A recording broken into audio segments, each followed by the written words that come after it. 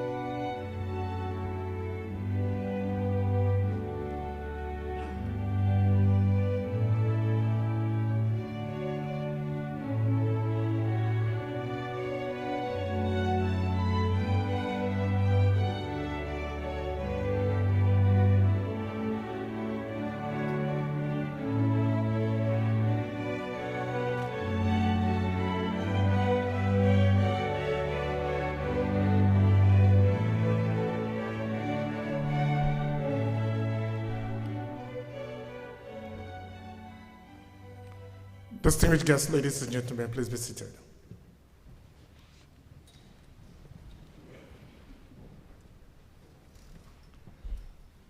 There is a figure that is anatomically significant to medicine. Because of time, I'm not going to ask you to guess that figure today. That figure is 2. Anatomically, all the organs in the body, almost all of them, are paired 2-2. Internally, the brain looks like 1, but it has 2 hemispheres, left and right hemispheres. We have 2 lungs internally, left and right. We have 1 heart. That 1 heart is divided into 4 chambers. The 4 chambers are paired, left and right ventricle, left and right atrium, 2-2. We have 2 kidneys. The 2 kidneys have 2 adrenals sitting on top of them. The women have 2 ovaries. The men have 2 testicles that testify to what they do. It is the testicle that testifies. Externally, we have 2 eyes, we have 2 ears, we have 1 nose but 2 nostrils, we have 1 mouth but 2 lips, upper and lower lips. We have 2 breasts, we walk with 2 legs, and we have 2 hands. Distinguished guests, ladies and gentlemen, 2 great and very renowned universities brought us here today.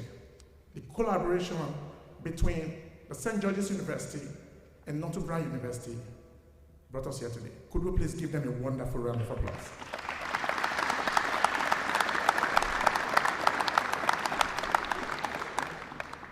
I am Dr. Henry Adutomari Okodaso. I am a product of the Great University of Benin, but of course I have a postgraduate certificate in continuous medical education with St. George's University. And St. George's University, in collaboration with the Massachusetts University, also obtained a certificate, a diploma in continuous medical education. I'm also a clinical lecturer and the lead global touch of medicine. As the first comedian to become a medical doctor,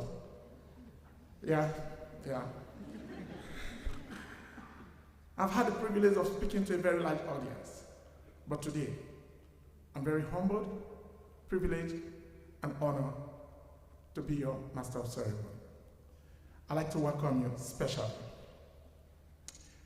Sitting in this hall, we have very distinguished and very distinctive guests. Firstly, let me recognize and extend my warm welcome to our distinguished guests.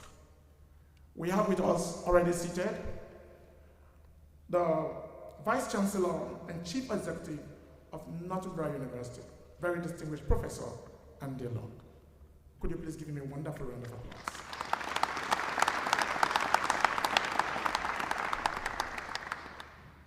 The Vice Chancellor of St. George's University is also seated here with us, very distinguished Dr. Richard Libowitz. Can we give him a wonderful round of applause? He's already on stage with us seated, Dr. Marius Lucas, Dean, Basic Sciences of St. George's University.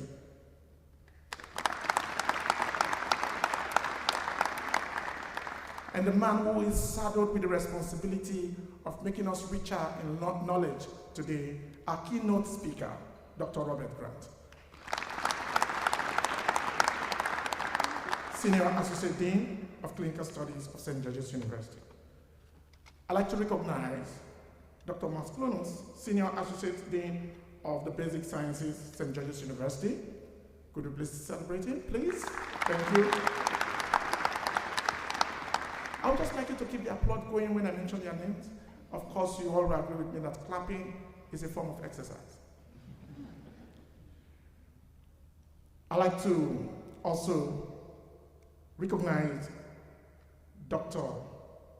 James Cowie, a very dynamic leader. Assistant Dean, Basic Sciences, St. George's University. Dr. Paul Banasevich is also here with us. And Dr. Derry Kada is also here with us. They are consultant with the NHS, consultant orthopedic surgeon. Thank you very much for coming. I'd like to recognize every other distinguished professor, doctors that are seated here today. I'd like to welcome and recognize all faculty members and staff of both St. George's University and Northumbria University. May I especially welcome families and friends of all our recipients seated here today. I'd like to thank you especially for your invaluable support for all the recipients. Can we celebrate them all?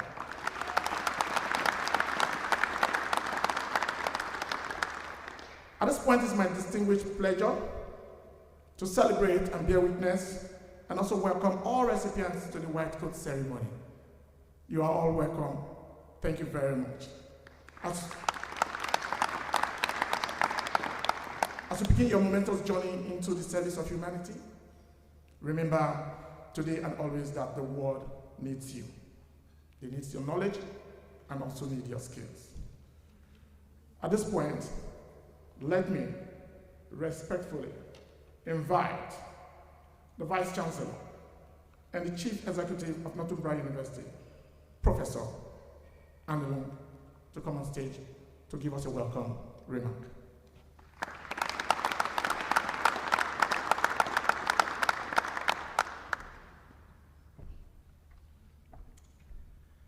Thank you very much, distinguished guests, colleagues, ladies and gentlemen, good morning, and of course, welcome to our new students. I am delighted to welcome you to Northumbria University. Today marks a very special occasion as we recognise the beginning of your learning journey to become qualified medical doctors. Northumbria's partnership with St. George's University School of Medicine has gone from strength to strength, and since 2007, we've received over 2,000 students onto year one of the MD Basic Medical Science programme. And this year our institutions announced a renewed 10-year agreement leading to the development of a new medical degree pathway joined to enable access to the SGU Doctor of Medicine degree for students from a wider range of educational and international backgrounds. This continues our long-standing relationship with St. George's University and strengthens our ability to deliver a unique educational experience that takes advantage of our collective strengths. It ensures medical students such as yourselves are equipped with the tools that you need to provide outstanding care to patients around the world. As medical students, you've chosen to make the care and well-being of others your purpose in life, and of course, with such a choice comes great responsibility. And as we've seen clearly in recent times, you can expect to face some significant challenges. You will begin your training in the full knowledge of the very real pressures that you may face in your careers, but I'm confident that this knowledge will bring you strength and resolve. And I'm certain that knowing that people and societies will benefit from your care will bring immense personal satisfaction and great professional fulfilment. We hope that your time at Northumbria University will help you to develop new understandings of cultures and societies, which in turn will contribute to the development of the qualities that are so important to the physician and surgeon. Now, you have chosen to study at one of the UK's best and most exciting universities, And you don't need to take my word for that. Last November, we were named the University of the Year 2022 in the highly prestigious Times Higher Education Awards. And this is an achievement that I must admit I never tire of talking about, as many of my colleagues will tell you. This means that we were selected as the very best university in the UK in direct acknowledgement of our unique position as not only a research-intensive university, but importantly one that's retained a clear mission to drive social mobility, unlocking potential and changing lives. Our status as a research-intensive university was confirmed in the results of the recent Research Excellence Framework, which is an exercise which assesses the quality and scale of research across all UK universities. We celebrated unparalleled success when we were recognised as the highest riser in research power for the second time, climbing to 23rd in the UK and overtaking many elite and well-established research-intensive institutions. And our research in the area of allied health professions is amongst the best in the country, ranked 8th in the UK for research power. And it has a research environment in this area which was judged to be world-leading across the board. Now, these successes mark a major step change for Northumbria, positioning us as one of the fastest rising universities in the UK while creating a robust platform for the next stage in our development. And our partnership with St George's University is a clear example of Northumbria's global ambitions. Students like you studying in multiple locations and benefiting from exposure to a range of healthcare settings and systems are a true representation of our vision.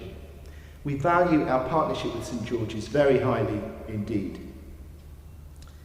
It's a partnership that enables both universities to grow and to thrive, to realise their individual institutional visions, and to offer students a truly global experience while studying and training for the medical profession.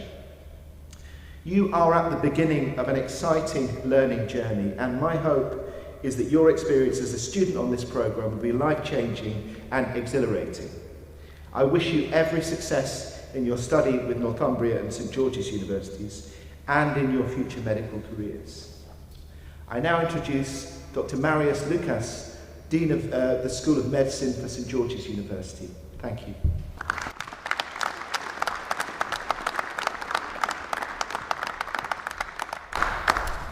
Good morning, everybody. Very good to see you. My name is Marius Lucas. I'm the Dean of School of Medicine, and I've been with St. George's University for 18 years.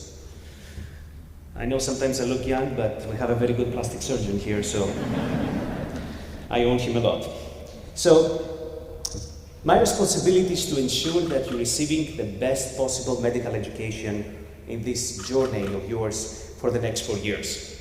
A testament of this great medical education you're going to receive is the great alumni network we have as the #1 provider of physicians in the United States for the last several years. So you're in a very good hands here, and we're expecting a lot from you, not only now, but also as future alumni of this school. Let me give you 3 very small advices that you can follow it, you will not follow it, but to our experience, they always work. So advice #1, be very, very optimistic. You need to have always a very good, happy body language and a smiley face. That projects to your patients, to your friends, to your everyday life, inhibits your cortisol, inhibits your stress, even if everything goes wrong. Just have a big smile and don't worry too much about it. Life is too short to worry about small things. #2, you came to a great place. Northumbria University is a great partner, one of the best universities in the UK, and the whole environment is made up for your success. However, there are going to be challenges. There are going to be difficult moments. Ask for help. We have so many people around invested specifically for your success. So please make sure, whenever you feel that things are not going the right way, or you want to talk to somebody, knock our door. The faculty, the staff, everybody's here for you. And the third one, which is my personal favor, talk to your parents. This is the time when you're in medical school. to talk to your parents. In this journey, you're not alone. You have a huge system behind you that, unfortunately, they are not next to you when you study, but they really worry about you, and they really, really need to hear from you much, much more often than in the past. You're in another country, you're not close to them, and right now with technology, you can just, a quick WhatsApp message, Mom, Dad, I'm fine, I really like it, I miss you, see you soon. That's just enough for any parent to be very, very happy.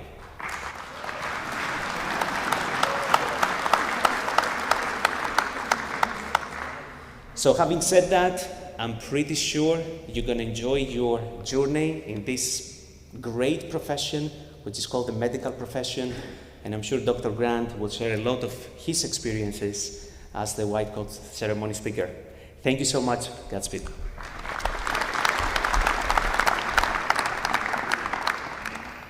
It has been Dr. Marius Lucas. He promised to actually make it short, but I'm very happy that he even made it shorter than me. And in summary, it's communication he just spoke about. Communicate with yourself by smiling, communicating by asking for help, and communicate with your parents. Thank you very much, sir. I'd like to recognize the Good Humanism Honor Society inductees. Thank you very much. For those that don't know this society, the P. Gold Foundation was created. They created the white coat ceremony in 1993 to promote humanism in medicine. 3 years later, St. George's University School of Medicine initiated its own white coat ceremony, which has been held for every entry class since 1996. In 2003, the Gold Foundation founded the Good Humanism Honor Society, an international society dedicated to the promotion of humanism, professionalism, and ethics in medical practice and education. On the basis of the pair nomination, SGU, St. George's University, annually inducts clinical students into its chapter of Good Humanity Honor Society at GHHS. The Humanity Society organization, HSO in Grenada, was established by a chapter member in 2009 and continues to engage preclinical students in promoting humanism during their basic sciences training. Chapter members inducted this year are listed in your program. Can we give them a round of applause, please?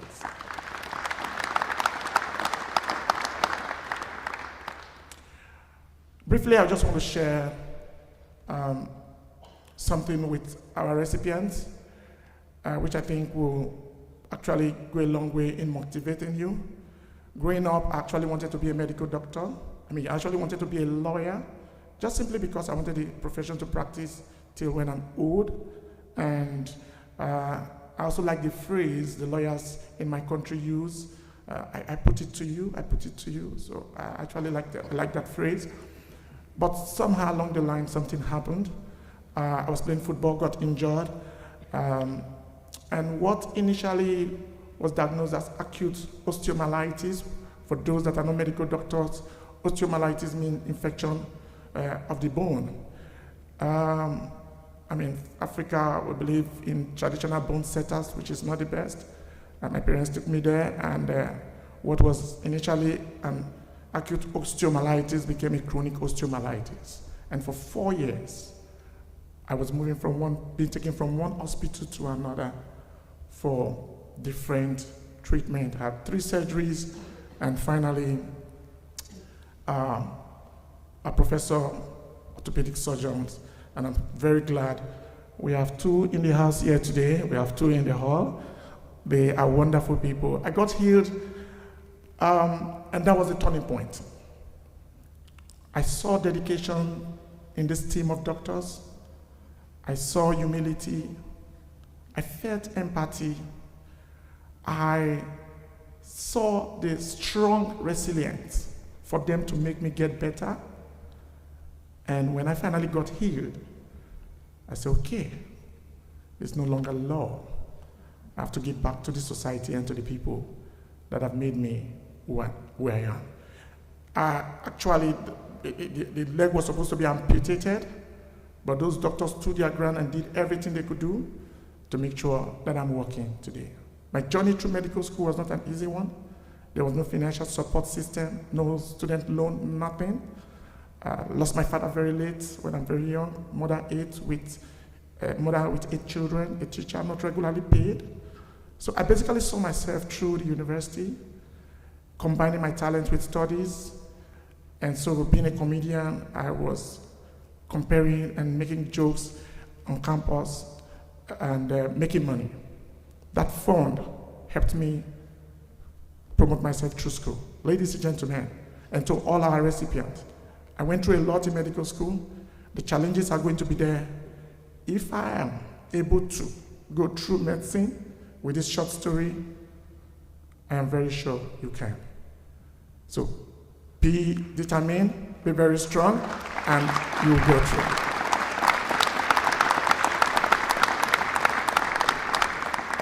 On a lighter note, there are 5 doctors you just have to be wary about, respect them. I like them too, I respect them, but some of them, I'm scared of them. The 5 doctors, quickly, some of them, I don't really like what they do. The pediatricians, when they start working with children after 5 years, they start behaving like children. No, truly, when you see them, some of them really behave like children. The obstetricians and gynecologists, I don't really like them so much. They're working where people are supposed to be playing. The ones I really don't like at all, the anesthesiologists, those guys are very, very ruthless. They can put you to sleep and leave you and travel. They'll come and wake you when they want to wake you. The next set of doctors are the pathologists. Those are the ones that deals with the dead and the living. When you get tissue, when the surgeon get tissue and give it to them, they could tell if it's cancer or not, and they also have the ability to relate with the dead and ask the dead body what killed you, and the dead body will say, this killed me. And they also have the ability to nail any other doctor. They are the ones that can say that treatment was really wrong. It was this doctor's treatment. Ladies and gentlemen, the last but not the least, I don't think anybody should have them as friends, okay? Those are the ones that when you go and meet them feeling excited, they have a diagnosis for you. They say you're having schizophrenia. And when you go to them and you're feeling so very quiet, they say you have depression. And when you go to meet them, excited a little, quiet a little, excited a little, quiet a little, they say you have bipolar. Distinguished guests, ladies and gentlemen, I'd like to invite our keynote speaker, who is a very proactive teacher and a very proactive personality, Dr. Robert Grant. Give him a usual round of applause.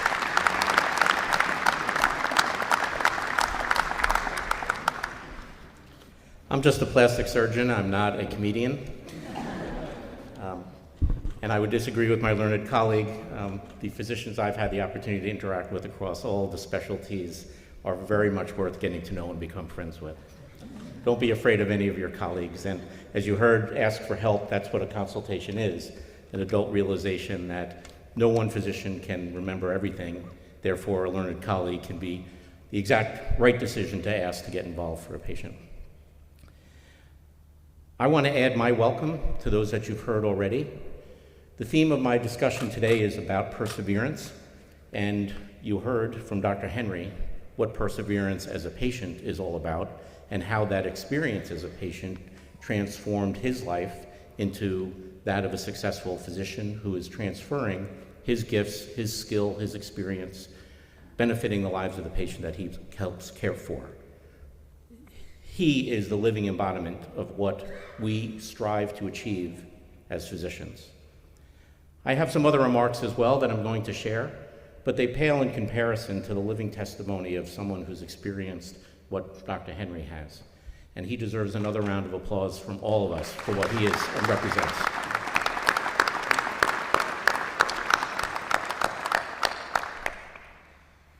Today is really about you, our students. I want to add Vice Chancellor Long, Vice Chancellor Leibowitz, Dean Lucas, esteemed colleagues from both NU and SGU. Welcome from a clinician, from someone who's been there, someone who's had the opportunity to meet Arnold Gold back when I was at Columbia, when the whole concept of the Gold Humanism Society was first being developed. I have an issue with Dr. Gold, however, because I think humanism is not enough. It's not enough for us as physicians. Humility is just as important. And that's my second theme for today, to talk a little bit about how the unbelievable privileges that you are going to receive as practitioners are balanced by the responsibilities not only to your patients, but to yourselves, to your families, to your society, in order to achieve what's best for the patient as well as for the community that you're going to live and work in. I also want to add my thanks and echo what Dean Lucas said about our parents, the friends of our students, the families, and their colleagues. Because without you, the support system in place, it's a tough journey going through medical education. It's called the practice of medicine because no one is ever a finished product. Even someone like myself, 40 years after I graduated from medical school, I'm still having to keep up with new advancements in my field. It's a never-ending story. Persevere, perseverance, that's the secret to success. Being humble is the secret to success.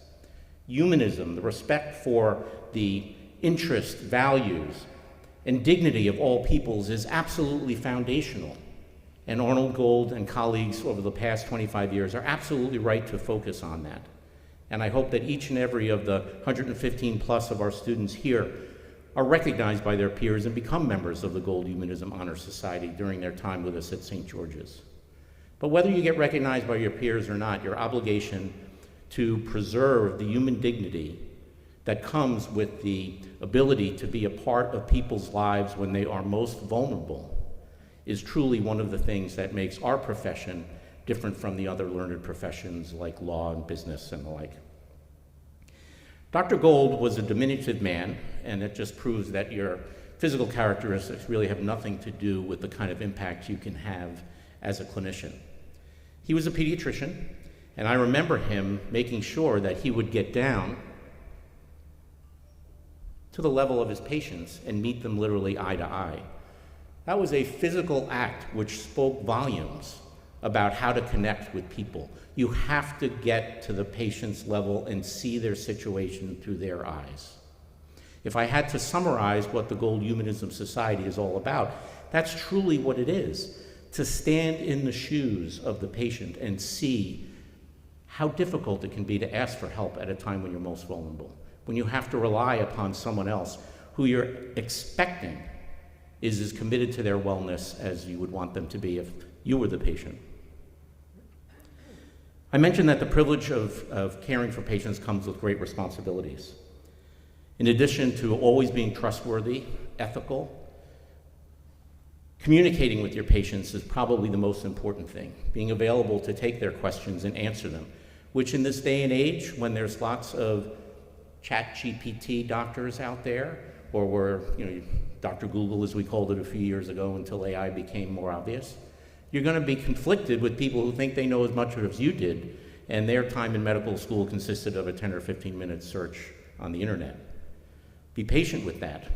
There is such a thing as good information available on the internet, although many times patients will come to you with information that's a little bit different than what you want to share with them. One of the things that you'll see when you get into practice is a focus on the economics of healthcare. In the States, we call that value-based medicine, where we talk about outcomes. We're going to reward doctors who have better outcomes than doctors who have, or facilities that have lesser outcomes. And I really think that misses the point. I have a big problem with value-based care, because value-based care misses the point of the doctor-patient relationship. It really isn't about the outcome. You know why? Because none of us get out alive. We all die. I became a plastic surgeon because I didn't want to be what I call a quantity of life doctor. I didn't want to be the surgeon who came out of the operating room and had to tell the family that I did the best I could, but you only have 6 months left to live. My colleagues have heard me say many times that in the reconstructive work that I do, I really get to enjoy it because I'm adding life to people's years, not years to their life. And quality of life is really ultimately the most important aspect, because as we all know, no one knows how long we actually have here. Plan for tomorrow, but live for today, as the cliche goes, and that's never more important. Because process is so important to me, I wanted to share 2 anecdotes of my own clinical experience, which are so unbelievably surprising to me, they validate my experience and decision to become a reconstructive plastic surgeon. The first was about 10 years ago. A gentleman was on my daily roster of patients, comes into my office listed as follow-up after reconstructive surgery of his ankle. I didn't recognize the name. I'm busy. I walk into the room with my assistant. I greeted with a huge smile. The patient says, "Dr. Grant, how are you? How's your golf game?" Now, most of my colleagues know that I happen to also be a big golf aficionado, but not too many of my patients. I do keep some boundaries between my personal and my professional lives. He then began to ask me about things that were happening when I first started my practice. And he could look at me and see that I wasn't remembering. I was amazed that this person knew so much about me.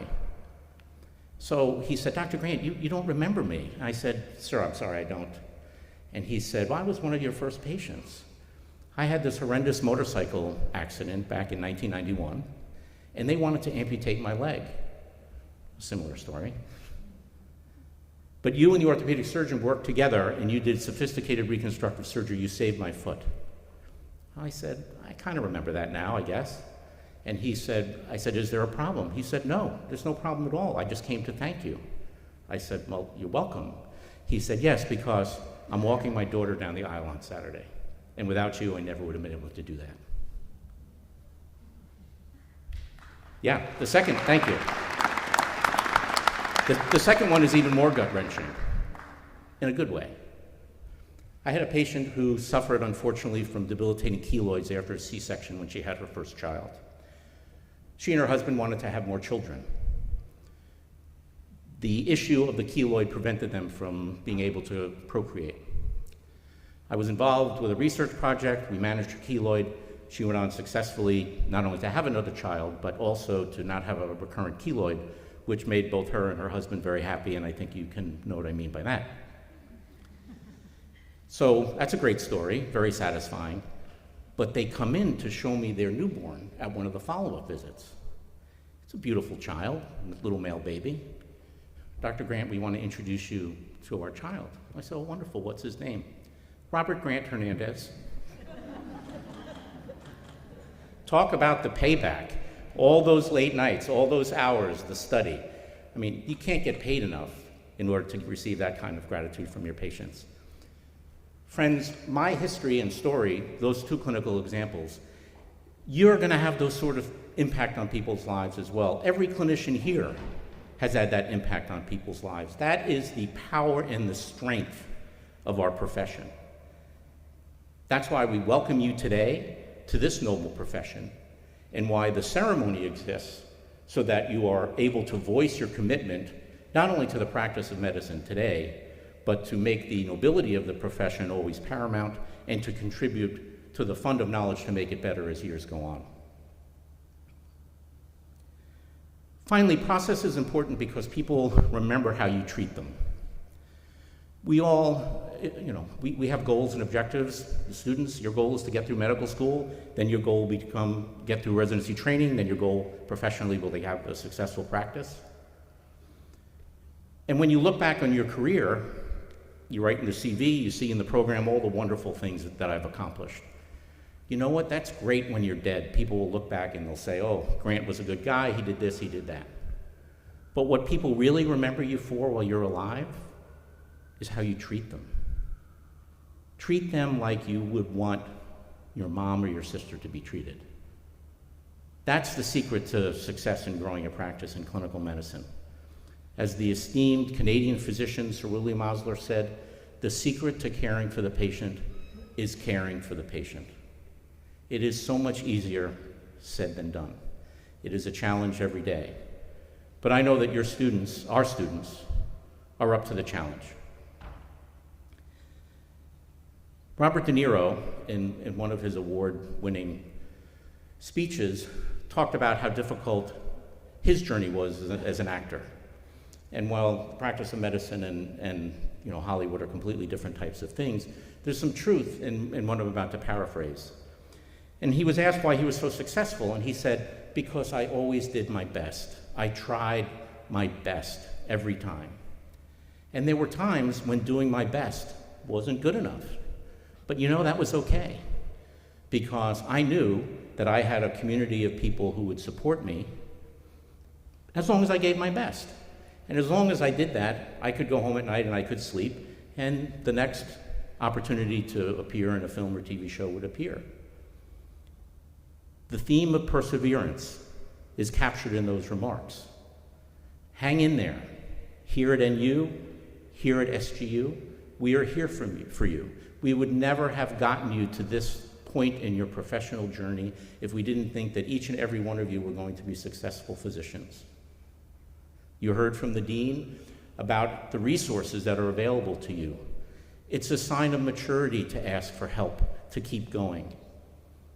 The American President Theodore Roosevelt said, it isn't about getting knocked down. The man in the arena who's most impressive is the one who gets up again and takes on the challenge, a little bit more knowledgeable and a little bit more experienced than he or she was the time before. Please take advantage of all the resources that we at St. George's and here at NU has to offer for you. Please know how proud each and every one of us is of you. Please accept my congratulations on starting this part of your journey.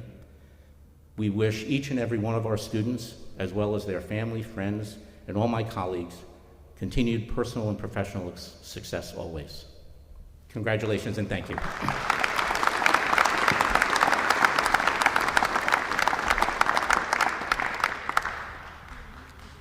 It has been Dr. Robert Grant. Could you please once again appreciate him?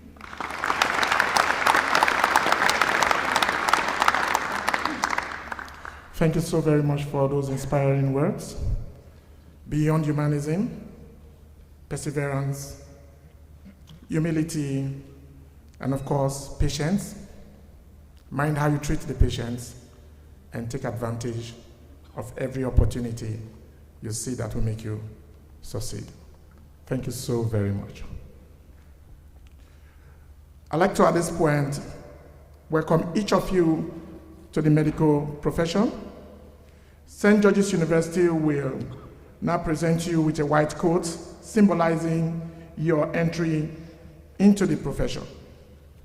Putting it on at this ceremony marks your commitment to upholding the duties and trusting associated with entering medical training and the profession. I'd like to invite, of course, we have 3 of them seated already, our robbers. To join them on stage will be Dr. Paul Badasevich and Dr. Gary Kada, both NHS consultants here in the UK. Give them a wonderful round of applause.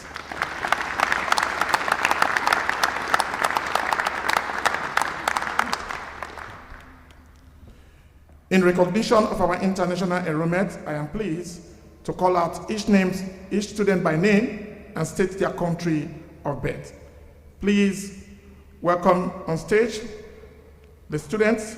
We are going to call them in a group of 5 and keep the applause until we have a particular set on stage. And when they are leaving, you give them a wonderful round of applause.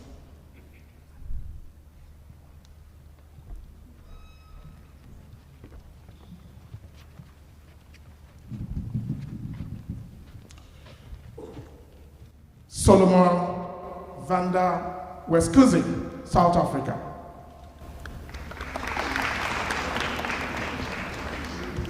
Michael Madi Garase, Canada.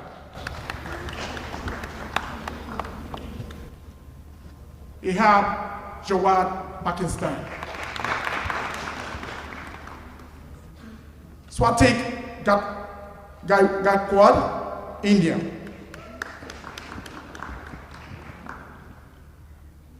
Bara Dawich, Jordan.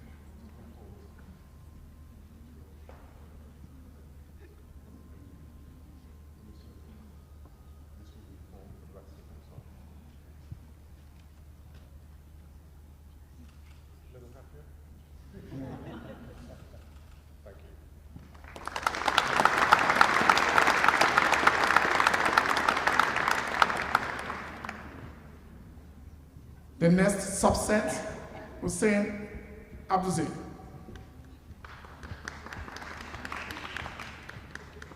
Yassin El Kabani, Egypt.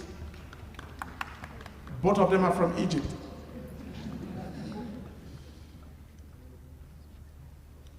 Samuel Genshuhi.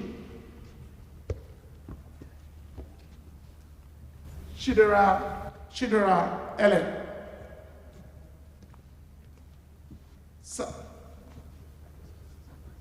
Shidera Ellen, Nigeria, Canadian. Sabrina Ahmed, Pakistanis, American.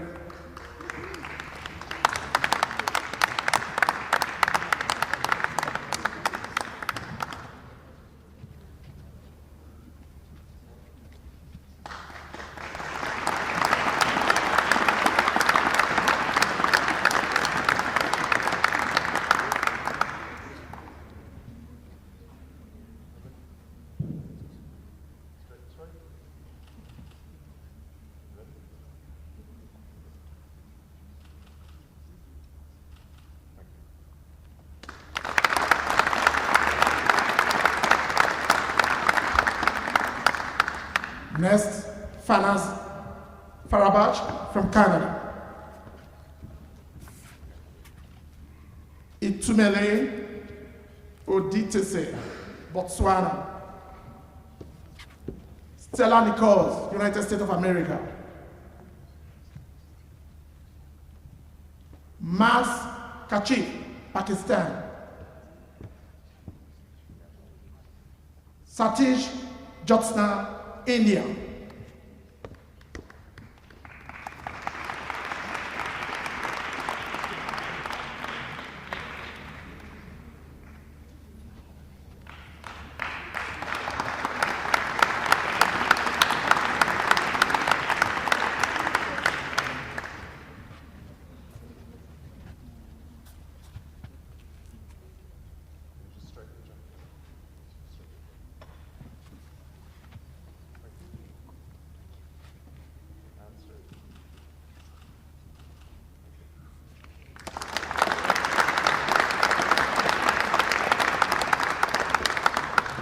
Next, we have Jet Sarij Shin Tang Rank, Thailand.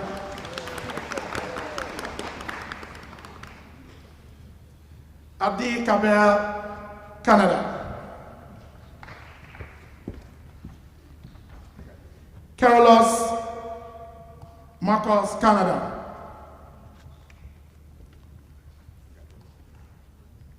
Rogid Cooksman, Canada. Ali Hassan Fosan, India.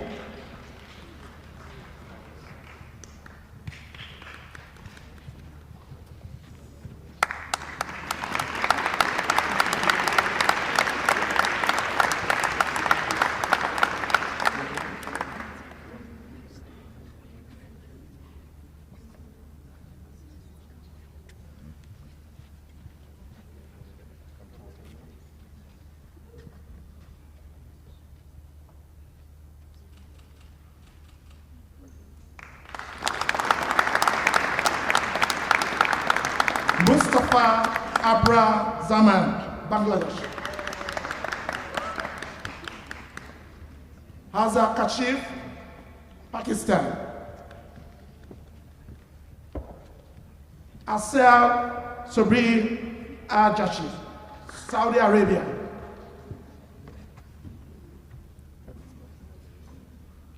Tiloka Kuragama, Sri Lanka.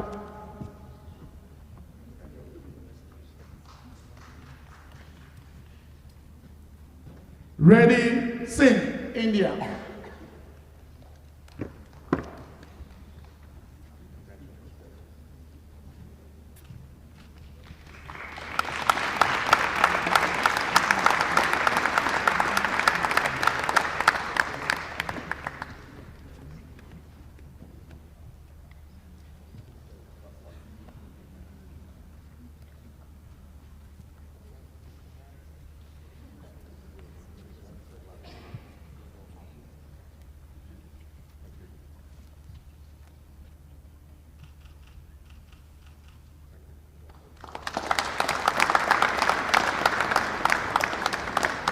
Next, I want to invite to the stage Abdul Rahman Mohammed El Fiki, Canada.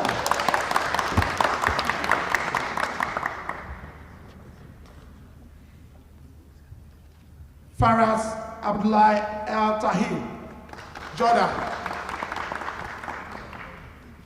Gabriel Benjamin, Canada.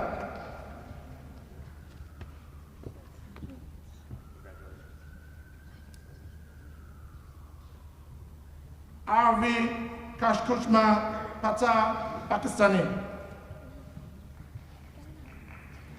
Canada.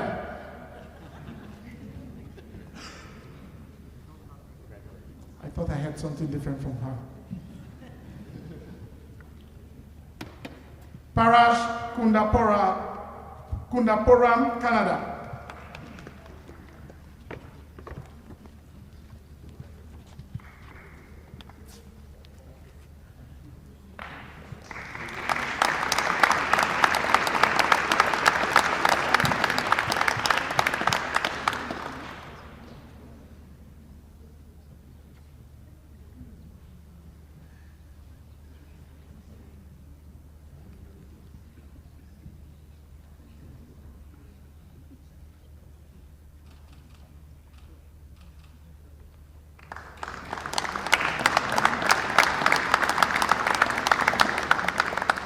Next, we have Jemima Kamara, United States of America. Next, we have Shreya Bansal, India.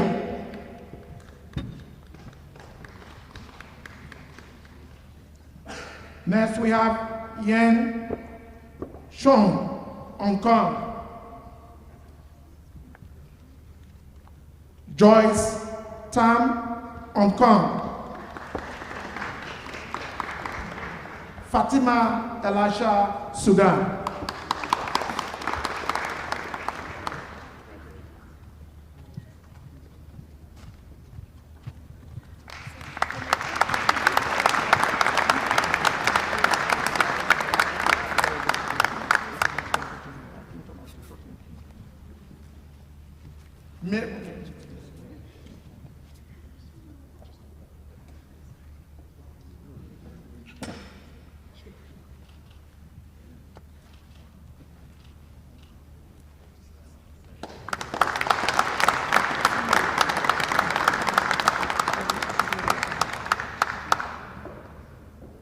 Marian Akuma, United Kingdom.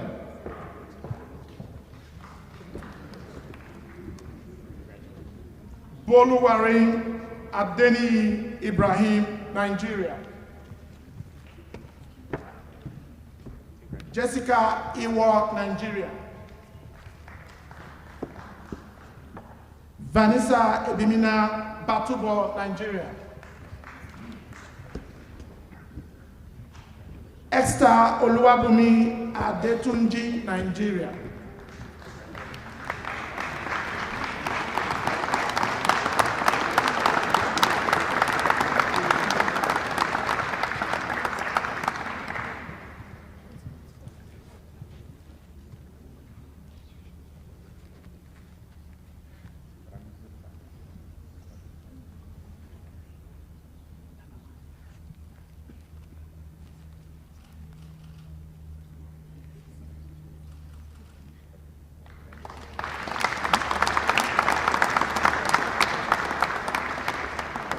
Next, I want to invite Kama Ye Shuntian, Tibet.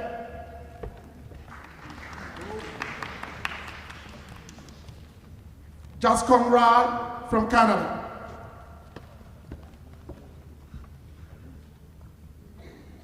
Safilal Bharat, Afghanistan.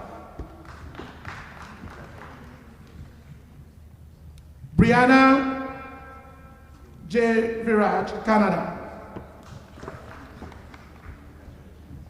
Priyanka Gills, Canada.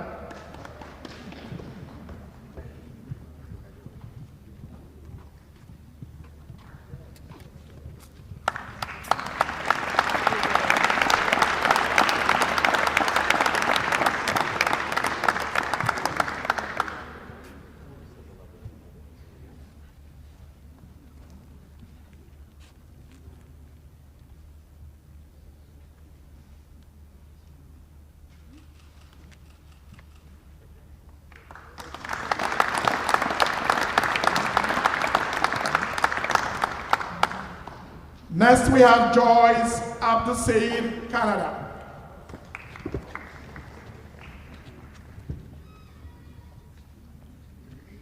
Neha Singh, Canada. Ashley John Hall, Canada. Shrati Krishna, Canada. Serve Rafati, United States of America.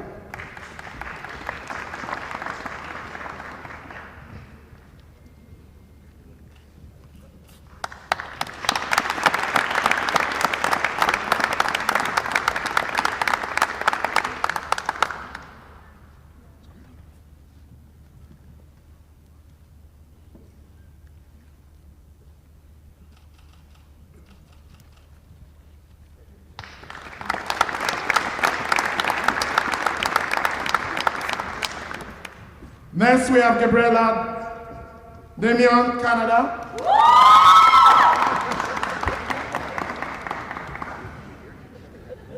Chloe Gatto, Canada.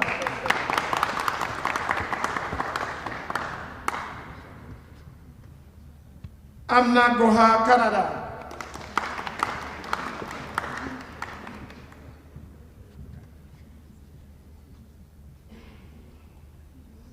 Heba Atif Khan, United Kingdom.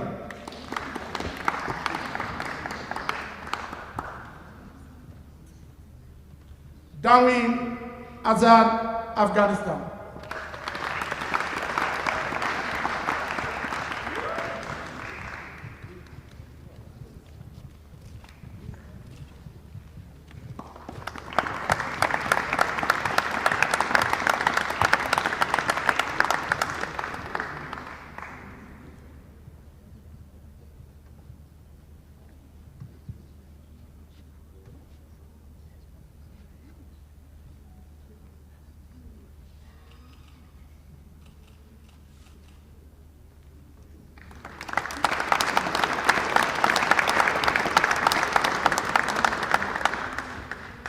Next, we have Sunjae Choi, South Korea.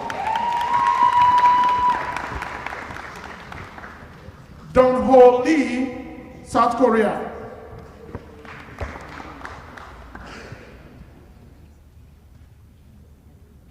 Zane Stecco, Canada.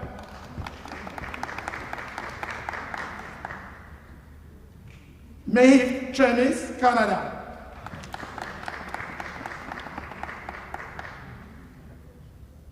Suha Martin, United States of America.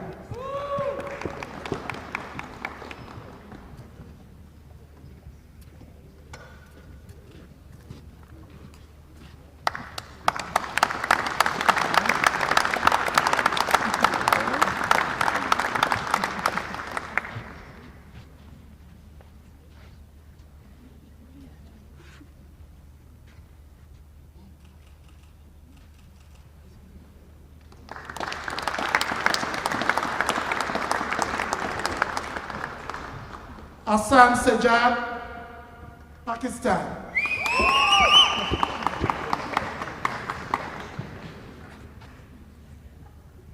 Nada Al-Aj, United Kingdom, Lebanon.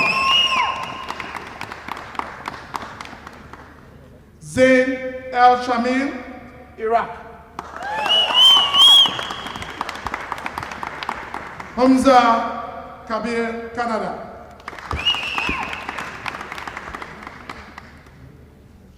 Chibuike Emmanuel Anukonye, Nigeria.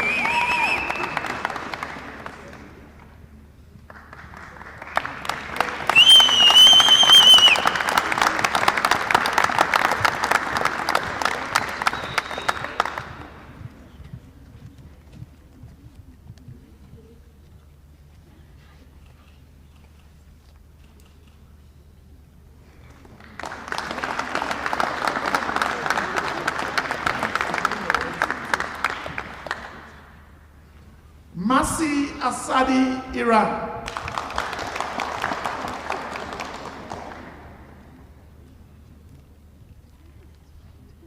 Rawa Al-Deka, Syria.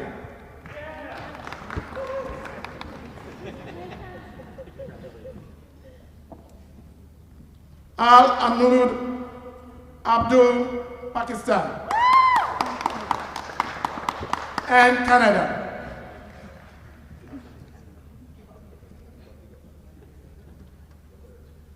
Manazai, Canada, and Pakistan.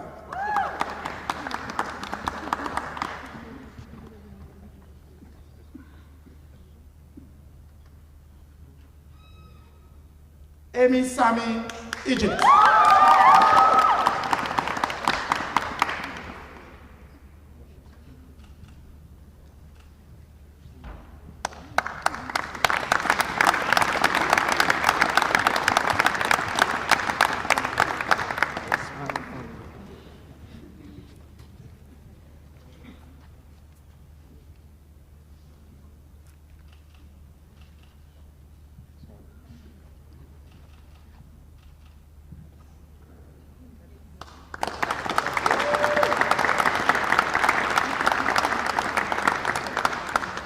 And from Zimbabwe, we have Yolanda Chido Iyamuziwa.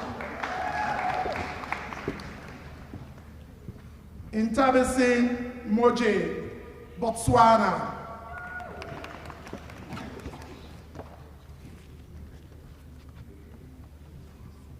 Tatoyonea Murusi, Botswana.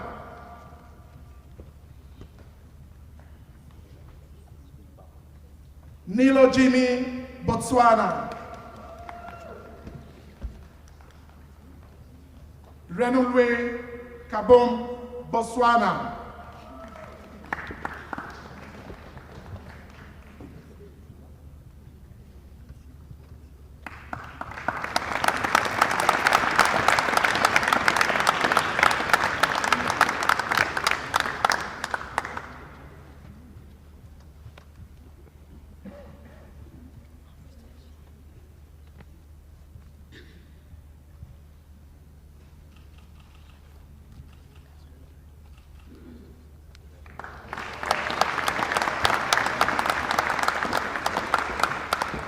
Next we have Rebecca Funengo, United Kingdom. Jessica Dante, Canada. Abdul Khan, Canada. Mahadeep Raka, Canada.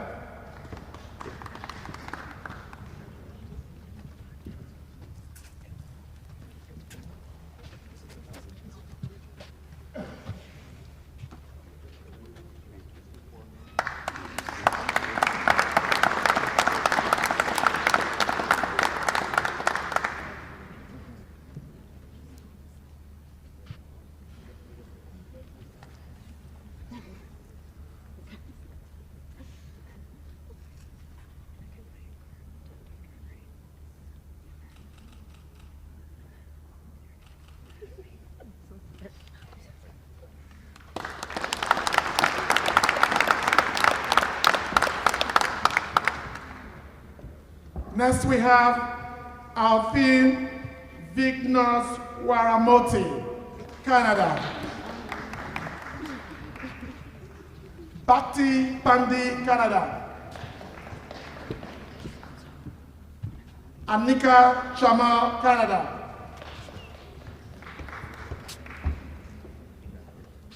Manu Alan Ntaba, Botswana.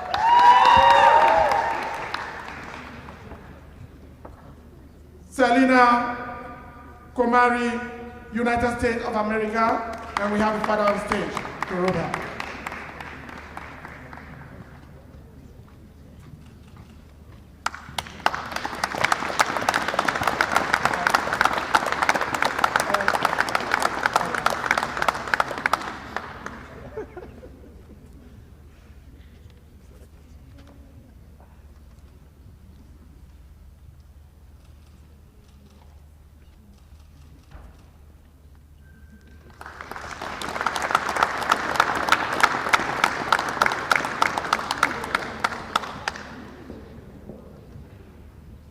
Jordan, we have Hamza El Laouf.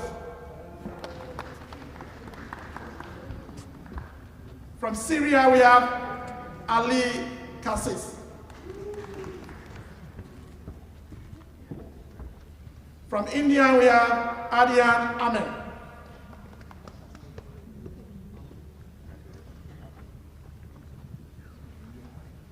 And from Egypt, we have Michael Hanna.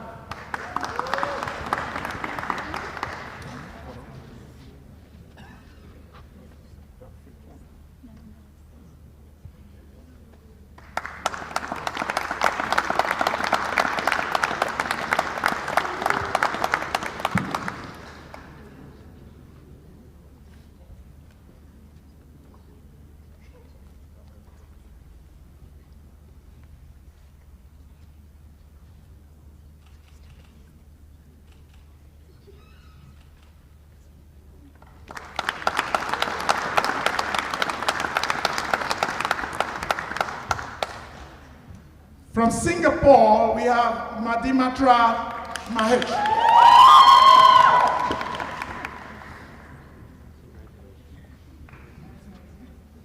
From India, we have Ashtra Korekti.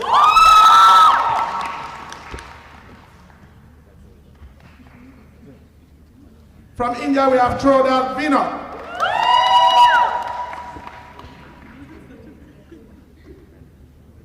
From Nepal, we have Aditi Jahar.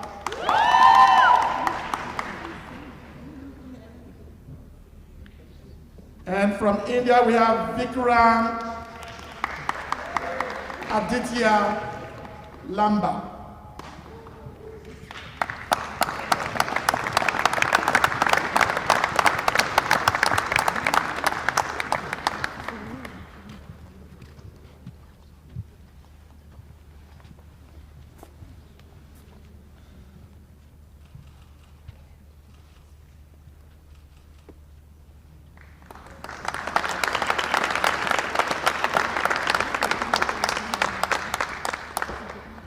Manasbi Sanchi Kankaria is from India.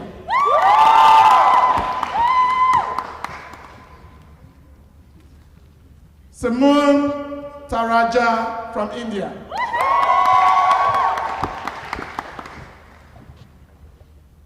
Anusha Pardada, India.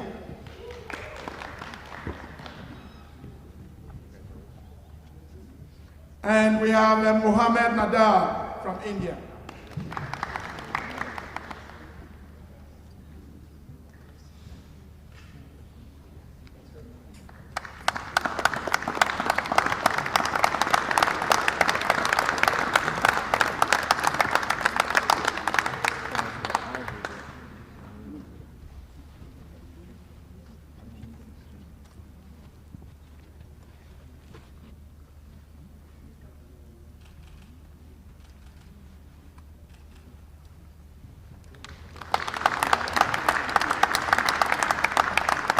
From China, we have Shonye Jaho.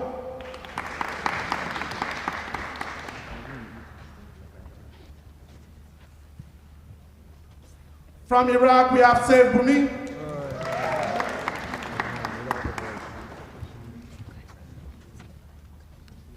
Sean Sojit Patka, India.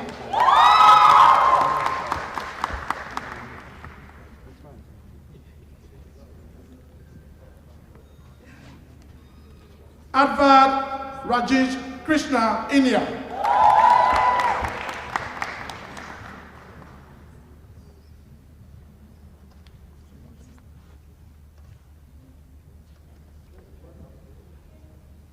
We have Davik Pentapanti, India.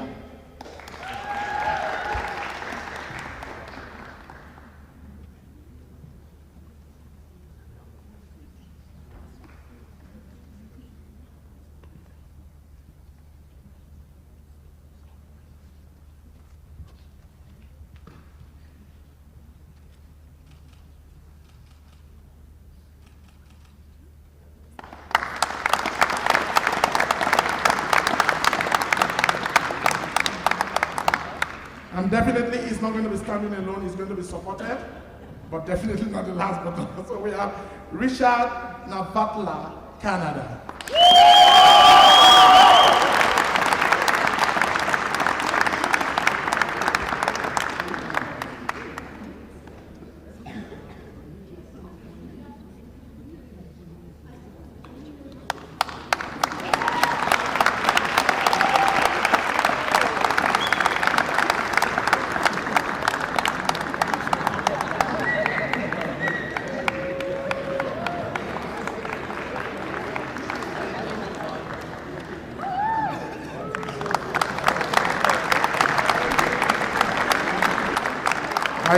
I said he's not going to start alone. He's going to ride on the shoulders of so many teachers and of his colleagues. Very distinguished guests, ladies and gentlemen, thank you very much for taking this responsibility. And at this point, I want to invite Dr. James Coe to help conduct the recitation of the professional commitment. Dr. James Coe, please.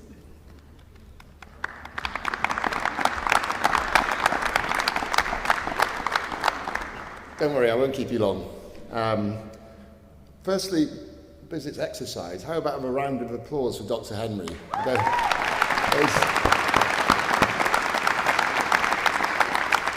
That's an unenviable task to read out all those names, and when we look at the list of countries, it's a time to reflect on who you are. We've literally got Afghanistan to Zimbabwe and almost everything in between. And that's the face of the future practice of medicine. I want you to, as the class of 27, to reflect on that as we recite together the professional commitment. So I ask the class of 27 to stand up, give yourself a round of applause, and any of the medical doctors present in the audience as well, please to also stand up, looking at the professional commitment on the last page of your booklets, okay? Please say I haven't memorized it yet myself, but it was written by one of your predecessors. So it's specific to SGU and it's for you. I like the phrase you, NU, and SGU. I think I saw Professor Long smiling at that point. Okay, so let's go. Starting off with today, okay? Today is the beginning of my medical education and training as a physician. I understand my responsibility to continue the pursuit of knowledge and understand that until that day when I cease to be a practicing physician. I'm entering training for a noble profession in which my interest must always be subservient to those who may seek my assistance. I must be ever conscious of the value of my fellow health professions and treat them with respect at all times. My classmates at St. George's University are now my colleagues, and I owe them the same support and encouragement to achieve their goals as I hope to receive from them. I will work alongside my colleagues and professors with tolerance, compassion, and honesty. I acknowledge my obligation to adhere to the University Honour Code, to conduct myself with integrity and in an ethical manner at all times henceforth. I shall do all within my power to show in myself an example of that this is honourable and good through my medical career. It is a privilege that I've been given the opportunity to become a physician.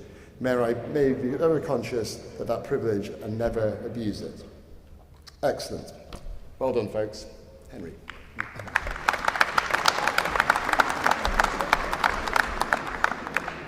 Thank you very much, Dr. James Coe.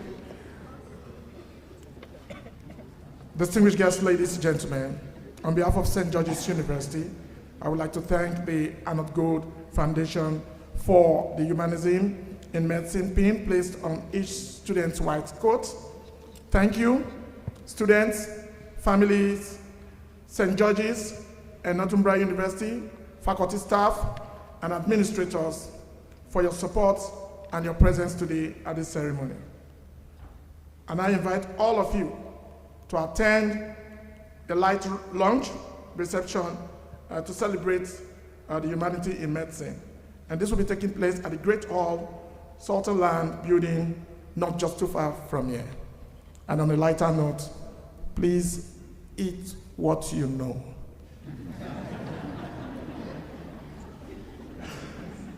Thank you all for coming, and we really appreciate you.